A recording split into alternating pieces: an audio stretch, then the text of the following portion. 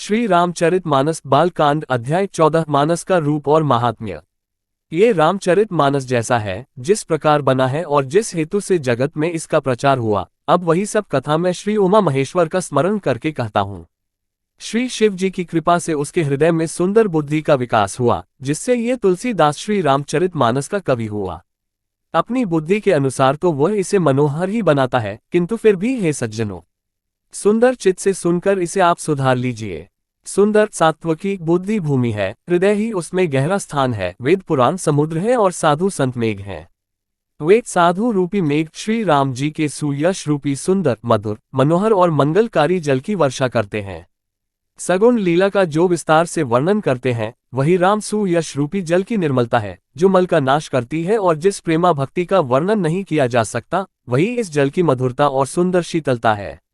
वह राम सुयश रूपी जल सत्कर्म रूपी धान के लिए हितकर है और श्री राम जी के भक्तों का तो जीवन ही है।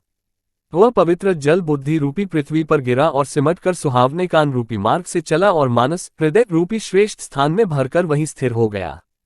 वही पुराना होकर सुंदर रुचिकर शीतल और सुखदायी हो गया। इस कथा में बुद्धि से विचार कर जो चार अत्यंत सुंदर और उत्तम संवाद भुषुंडी गरुड़, शिव पार्वती, याज्ञवल्क्य भरद्वाज और तुलसीदास और संत रचे हैं, वही इस पवित्र और सुंदर सरोवर के चार मनोहर घाट हैं। 7 कांड ही इस मानस सरोवर की सुंदर 7 सीढ़ियां हैं, जिनको ज्ञान रूपी नेत्रों से देखते ही मन प्रसन्न हो जाता है। श्री रघुनाथ जी की निर्गुण प्राकृतिक गुणों से अतीत और निर्बाध एक रस महिमा का जो वर्णन किया जाएगा, वही इस सुंदर जल की अथाह गहराई है। श्री रामचंद्र जी और सीता जी का यश अमृत के समान जल है। इसमें जो उपमाएं दी गई हैं, वही तरंगों का मनोहर विलास है। सुंदर चौपाइयां ही इसमें घनी फैली हुई पूर्ण कमलिनी है और कविता की युक्तियां सुंदर मणि मोती उत्पन्न करने वाली सुहावनी सीपियां हैं। जो सुंदर छंद सोरठे और दोहे हैं, वही इसमें बहुरंगे कमलों के समूह सुशोभित हैं। अनुपम अर्थ, ऊंचे भाव और सुंदर भाषा ही पराग पुष्परज मकरंद पुष्परस और सुगंध है। सत्कर्मों पुण्यों के पुंज भौरों की सुंदर पंक्तियां हैं, ज्ञान वैराग्य और विचार हंस हैं।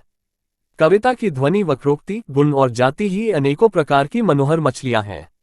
अर्थ धर्म काम मोक्ष ये चारों ज्ञान विज्ञान का विचार के कहना, काव्य के 9 रस जप तप योग और वैराग्य के प्रसंग, ये सब इस सरोवर के सुंदर जलचर जीव हैं। सुकृति पुण्यात्मा जनों के, साधुओं के और श्री राम नाम के गुणों का गान ही विचित्र जल पक्षियों के समान है। संतों की सभा ही इस सरोवर के चारों ओर की अमराई आम की बगीचियां हैं और श्रद्धा वसंत ऋतु के समान कही गई है।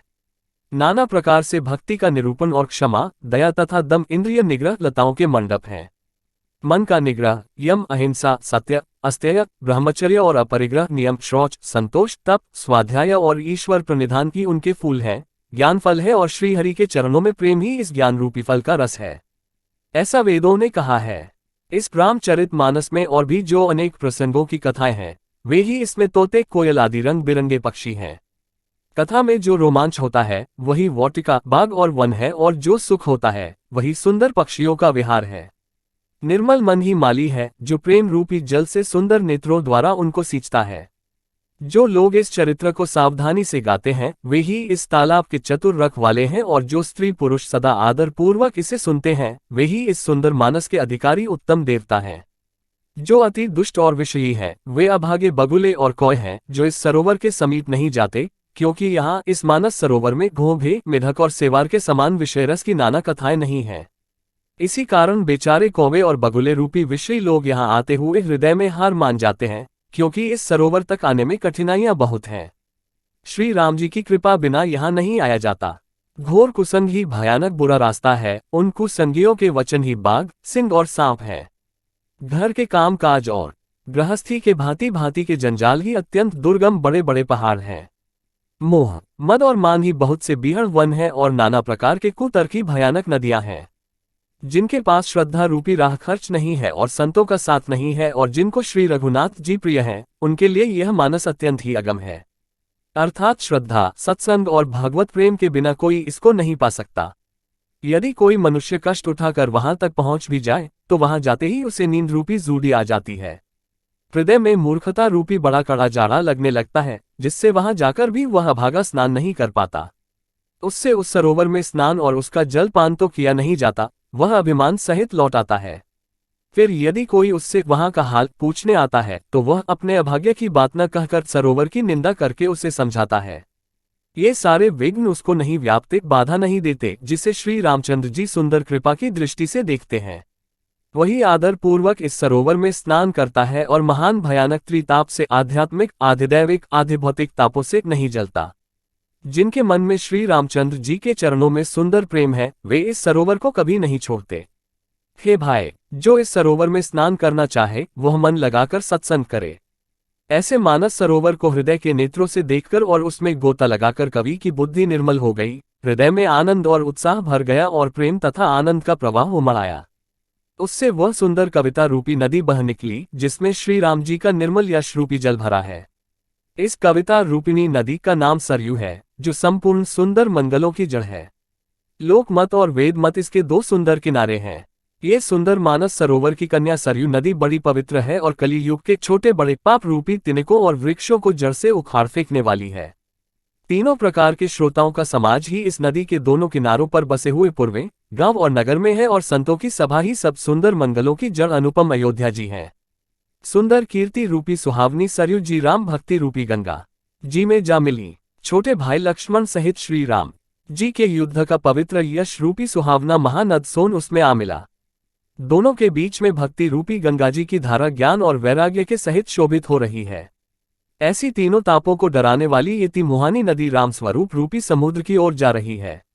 इस कीर्ति रूपी सरयू का मूल मानस श्री रामचरित है और ये राम भक्ति रूपी गंगा जी में मिली है, इसलिए ये सुनने वाले सज्जनों के मन को पवित्र कर देगी। इसके बीच बीच में जो भिन्न भिन्न प्रकार की विचित्र कथाएं हैं, वे ही मानो नदी तट के आसपास के वन और बाग हैं। श्री पार्वती जी और शिव जी के विवाह के बाराती इस नदी में बहुत प्रकार के असंख्य जलचर जीव हैं। श्री रघुनाथ जी के जन्म की आनंद बधाइयां ही इस नदी के भावर और तरंगों की मनोहरता है। चारों भाइयों के जो बाल चरित हैं, वे ही इसमें खिले हुए रंग बिरंगे बहुत से कमल हैं। महाराज श्री दशरथ जी तथा उनकी रानियों और कुटुंबियों के सत्कर्म, पुण्य की भ्रम और जल पक्षी हैं। श्री सीता जी के स्वयंवर की जो सुंदर कथा है, वह इस नदी में सुहावनी छवि छा रही है। अनेकों सुंदर विचारपूर्ण प्रश्न ही इस नदी की नावें हैं और उनके विवेक युक्त उत्तर ही चतुर केवट हैं। इस कथा को सुनकर पीछे जो आपस में चर्चा होती है, वही इस नदी के सहारे सहारे चलने वाले यात्रियों का समाज शोभा पा रहा है। परशुराम जी का क्रोध इस नदी की भयानक धारा है और श्री रामचंद्र जी के श्रेष्ठ वचन ही सुंदर बंधे हुए घाट हैं।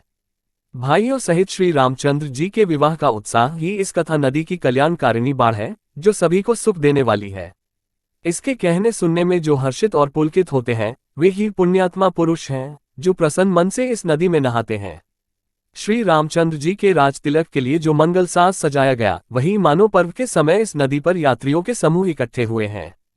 कैकेयी की कुबुद्धि ही इस नदी में काय है, जिसके फल स्वरूप बड़ी भारी विपत्ति आ पड़ी। संपूर्ण अनगिनत उत्पातों को शांत करने वाला भरत जी का चरित्र नदी तट पर किया जाने वाला जप यज्ञ है।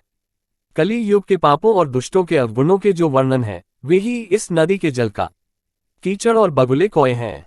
ये कीर्ति रूपिणी नदी छहों ऋतुओं में सुंदर है। सभी समय ये परम सुहावनी और अत्यंत पवित्र है। इसमें शिव पार्वती का विवाह हेमंत ऋतु है। श्री रामचंद्र जी के जन्म का उत्सव सुखदायी शिशिर ऋतु है। श्री रामचंद्र जी के विवाह समाज का वर्णन ही आनंद मंगलमय ऋतु राज वसंत है। श्री राम जी का वनगमन दुस्सह ग्रीष्म ऋतु है और मार्ग की कथा ही कड़ी धूप और लू है। राक्षसों के साथ घोर युद्ध ही वर्षा ऋतु है, जो देवकुल रूपी धान के लिए सुंदर कल्याण करने वाली है। रामचंद्र जी के राज्यकाल का जो सुख, विनम्रता और बड़ाई है, वही निर्मल सुख देने वाली सुहावनी शरद ऋतु है। सती शिरोमणि श्री सीता जी के गुणों की जो कथा है, वही इस जल का निर्मल और अनुपम गुण है। श्री भरत जी का स्वभाव इस नदी की सुंदर शीतलता है, जो सदा एक सी रहती है और जिसका वर्णन नहीं किया जा सकता। चारों भाइयों का परस्पर देखना, बोलना, मिलना, एक दूसरे से प्रेम करना, हंसना और सुंदर भाईपना इस जल की मधुरता और सुगंध है।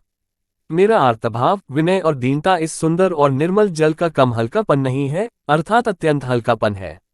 ये जल बड़ा ही अनोखा है, जो सुनने से ही गुण करता है और आशा रूपी प्यास को और मन के मैल को दूर कर देता है। ये जल श्री रामचंद्र जी के सुंदर प्रेम को पुष्ट करता है, कलियुग के समस्त पापों और उनसे होने वाली ग्लानि को हर लेता है। संसार के जन्म मृत्यु रूप श्रम को सोख लेता है, संतोष को भी संतुष्ट करता है और पाप, दरिद्रता और दोषों को नष्ट कर देता है। ये जल काम, क्रोध, मद और मोह का नाश करने वाला और निर्मल ज्ञान और वैराग्य को बढ़ाने वाला है।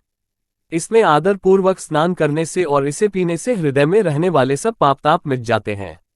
जिन्होंने इस ब्राह्म सुयश रूपी जल से अपने हृदय को नहीं धोया, वे काया कलिकाल के द्वारा ठगे गए। जैसे प्यासा हिरन सूर्य की किरणों के रेत पर पड़ने से उत्पन्न हुए जल के ब्रह्म को वास्तविक जल समझकर पीने को दौड़ता है और जल ना पाकर दुखी होता है, वैसे ही वे कली युग से ठगे हुए जीव भी विषयों के पीछे भटक कर दुखी होंगे। अपनी बुद्धि के अनुसार इस सुंदर जल के गुणों को विचार कर उसमें अपने मन को स्नान कराकर और श्री भवानी शंकर को स्मरण करके कवि तुलसीदास सुंदर कथा कहता है।